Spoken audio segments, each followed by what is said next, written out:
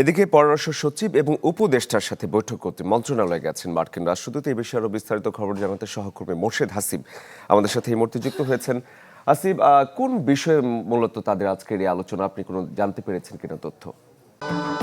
ভবিষ্যৎ হোক নিরাপদ, বিনিয়োগ হোক বিশ্বস্ত, আর আমার পছন্দ সল্ট বে। ওয়েলকাম টু সল্ট বে।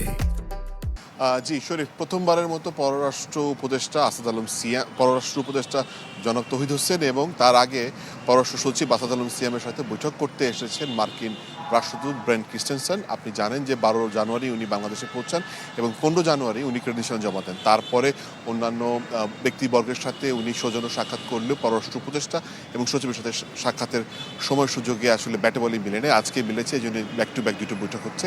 দ্বিতীয়ত হচ্ছে মূলত এই বৈঠকে নির্বাচনকালীন সময়ে নির্বাচন, অংশগ্রহণমূলক এবং জাতীয় নির্বাচনের সার্বিক পরিবেশ নিয়ে আলোচনা হবে।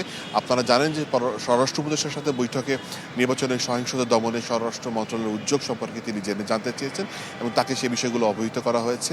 সেই বিষয়গুলো উনি এখানে ডেফিনেটলি আলোচনা করবেন। পাশাপাশি কালকে যেহেতু 9 তারিখে যুক্তরাষ্ট্র এবং বাংলাদেশের মধ্যে বহুল আলোচিত যে মার্কিন ট্যারিফ, সেটি শুল্ক যে স্বাক্ষর দিয়ে চুক্তি, সেটি স্বাক্ষর হবার কথা রয়েছে, সেই বিষয়ে আলোচনা হবার কথা রয়েছে। আমরা বিভিন্ন সূত্র জানতে পেরেছি যে বাংলাদেশের দাবি ছিল 15%, এখন পর্যন্ত 18% সেটাই দাঁড়িয়েছে। সেই বিষয়ে সার্বিক বিষয়গুলো নিয়ে আলোচনা হবে এবং সেই বিষয়ের আলোচনার পরে উনি যাওয়ার সময় ডেফিনেটলি গণমাধ্যমের সাথে কথা বলবেন। আমরা অপেক্ষা করছি সেটার জন্য। শরীফ। হাসিব, ধন্যবাদ আপনাকে। দর্শক, সচিবালয় থেকে সহকর্মী মোর্শেদ হাসিব আমাদের সাথে যুক্ত হয়েছিলেন।